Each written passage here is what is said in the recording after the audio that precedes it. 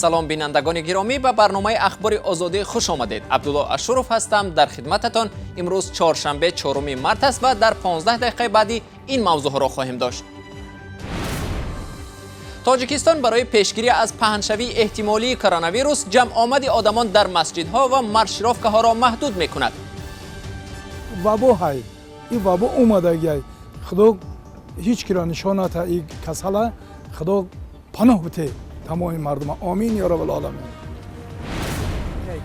زنان افغان به سازش ایالات متحده آمریکا با طالبان که هفته گذشته امضا شد زیاد اعتماد ندارند. بیشتر بحث منافع دو طرف است تا اینکه بحث مردم افغانستان. در ختلان برای تشویق جوانان برای خدمت در ارتش تعلیم رانندگی رایگان به راه مانده می شود. پس از خدمت هم می تواند که این کمک کند در زندگیشون. مرکز اسلامی تاجیکستان یگانه نهاد صادرکننده فتوا قرار منع نمازگزاری دستجمعی در مسجدهای کشور را صادر کرد و آن را یک چاره پیشگیری از کرونا نامید، چون به گفته آنها در مسجد آدم زیاد جمع می شود و می تواند سبب پیدایش و سیرویتی به بیماری گردد. مسئولان مرکز اسلامی به رادیو آزادی گفتند که قرار از بامداد روز 5 مارت به اجرا می درآید. تفصیلات بیشتر در گزارش همکارم زرانکز نوروزشاه از شهر دوشنبه. شورای علمای مرکز اسلامی تاجیکستان همین چند لحظه پیش در پی یک جلسه ویژه به خاطر جلوگیری از خطرهای کرونا خواندن نماز در مسجدهای جامع و 5 وقته و همچنین جماعتخانه ها را منع کرد. قرار شورای علما روز 4 مارت نشر شد و طبق آن تنها به خواندن نماز جنازه اجازه داده شده است. ریاست شورای علما همچنین در مراجعت خود به مردم توصیه داده است به تازگی در خانه و دور کردن پرتوها توجه کنند. در این مراجعت همچنین آمده است شخصانی که در خود طبیب بلند را احساس می کنند از روی مسئولیت ایمانداری فوراً به طبیب مراجعت نموده تا شفا یافتن از رفتن به جایهای جمعیتی و سرادم خودداری ورزند. شخصانی که به این بیماری گرفتار شدند آن را نباید پنهان کنند، زیرا مسلمان نباید به خود و دیگران ضرر رساند، گفته شده است در مراجعت شورای علما. منع موقتی نمازگزاری در مسجد تازه در یک جلسه شورای علما اعلان شد، اما در برخی از مسجدهای شهر دوشنبه از شام دیروز به نمازگزاران اعلان شده است که به خاطر جلوگیری از احتمال پنهان شدن کرونا از نماز جماعت در مسجد خودداری کنند. ما تمام این مردم کلانسال دعا میکنیم در حق همین جوانا و تمام همین جمعیت ما که از این کسل خودشون هم احتیاط کنن، امین بدارن که خیلی وبا های این وبا اومدگی خدا هیچ کی را نشان نده این کسل خدا پناه بده تمام مردم. آمین یا رب العالمین. وزارت معارف و علم تاجیکستان امروز قرار کرد راهپیمایی و یا مرشرافگاه محصلین مکتب و دانشجویان به خاطر تجلیل جشن نوروز امسال برهم داده شود. وزارت در شرح تصمیم خود میگوید این اقدام برای صرفه‌جویی مبلغ‌های بودجه دولت و پیشگیری از احتمال پهنشوی کرونا گرفته شده است. تفصیلات موضوع در گزارش همکارم سرویناز روح‌الله. با دستور ستاد وزارت معارف تاجیکستان شرکت مکتب بچه‌ها و دانشجویان در مرشرافگاه‌ها و تمرین‌ها جهت تجلیل جشن نوروز لغو کرده شد. سبب اصلی این تصمیم وزارت معارف تدبیرهای پیشگیری از خطر کرونا است.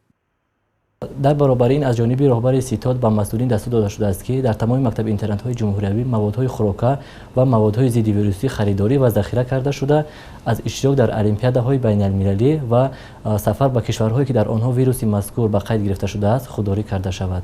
کمیته رشد سیاحی با ارسال نامه از شرکت‌های سیاحی کشور خواسته است که از فرستادن سیاحان به کشورهای چین، ایتالیا، کره جنوبی، ایران و افغانستان خودداری کنند. شرکت‌های سیاحی میگن تقریبا در طول یک ماه اخیر زمان خروج سرتاسری کرونا در جهان شماره مشتریانشان به مراتب کاهش یافته است. در همین حال ستاد پیشگیری از کرونا در وزارت تندرستی تاجیکستان میگوید احتمال گرفتار شوی به کرونا خیلی زیاد است. از این رو نهادهای مربوطه از تدابیر عاجل و جدی کار میگیرند.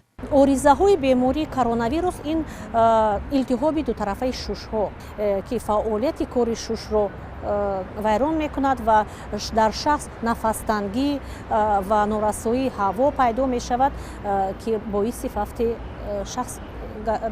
فوت بیمار می گردد. تا 29 فوریه سال جاری 1331 نفره که از خارج به تاجیکستان وارد شدند تحت کرانتین قرار گرفته شده بودند. اون زمان مهلت 14 روزی کرانتینی 1052 نفرشان به پایان رسیده رخصت شدند و 279 نفر تحت مراقبت و نظارت قرار داشتند. از شماره عمومی 177 نفرشان شهروندان چین، کره جنوبی، ایران و افغانستان بودند. سروین زیروه‌الله برای رادیو صوفی رادیو آزادی دوشنبه. بینندگان عزیز، خبرهای مربوط به گسترش کرونا در جهان هر لحظه در حال تحولند. همکاران ما هر لحظه این موضوع را پیگیری دارند و شما آخرین خبرها را در این باره از سامانه رادیو آزادی www.azadi.org می توانید تماشا کنید.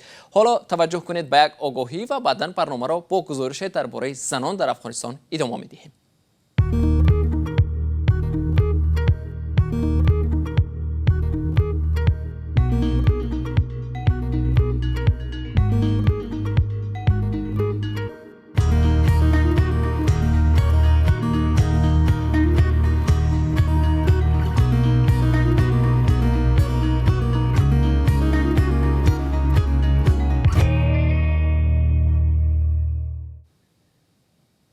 دونالد ترامپ پرزیدنت آمریکا با رهبر طالبان صحبت تلفنی داشته است. ترامپ روز 3 مارت به خبرنگاران گفت که با رهبر طالبان در قطر ملا عبدالغنی برادر توسط تلفن صحبت کرد و مکالمه‌شان خیلی خوب بوده است.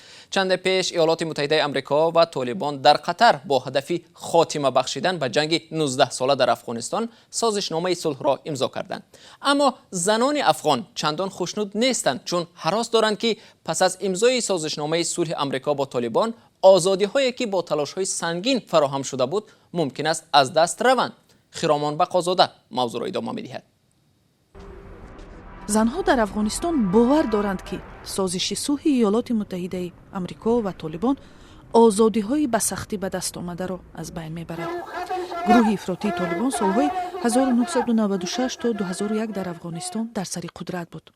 آینده مبهم و نامعلوم در پشت از این توافقنامه می‌بینم، چون با باور ما طالبان هیچ به صلح باورمند نیستند و اونا اصلا. نمایندگان ایالات متحده آمریکا و طالبان روز 29 فوریه سازش صلح را به امضا رسانیدند. این سازش جدول خروج نیروهای ایالات متحده آمریکا از افغانستان را بعد 18 سال جنگ تعیین کرده است. در توافقنامه‌ای که بین ایالات متحده آمریکا و گروه طالبان به امضا رسید، بیشتر بحث منافع دو طرف است تا اینکه بحث مردم افغانستان. سازش امضا شده راه مکالمه مستقیم میان حکومت افغانستان و طالبان را باز میکند. زنهای افغانستان میگویند نظر آنها هم باید به اعتبار گرفته شود.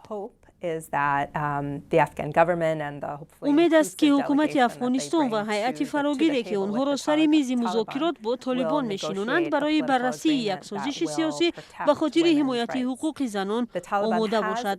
طالبان اشاره کردند که حقوق زنها را برای تحصیل و کار حمایت میکنند. ولی طالبان از حضور یک جایه مردان و زنان هشدار دادند و جنگجویان طالبان به مکتب‌های دخترانه حمله ها انجام دادند.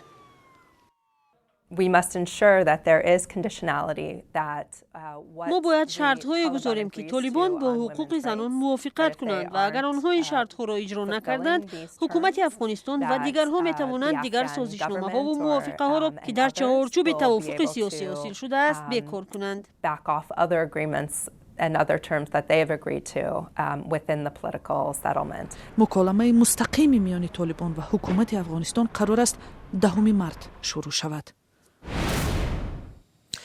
در تاجیکستان یک ماه بعد موسم بهاری دعوت به ارتش شروع می شود و مقامات در ولایت ختلان یک راه دلگرمی جوانان به ارتش را عملی کردنی هستند.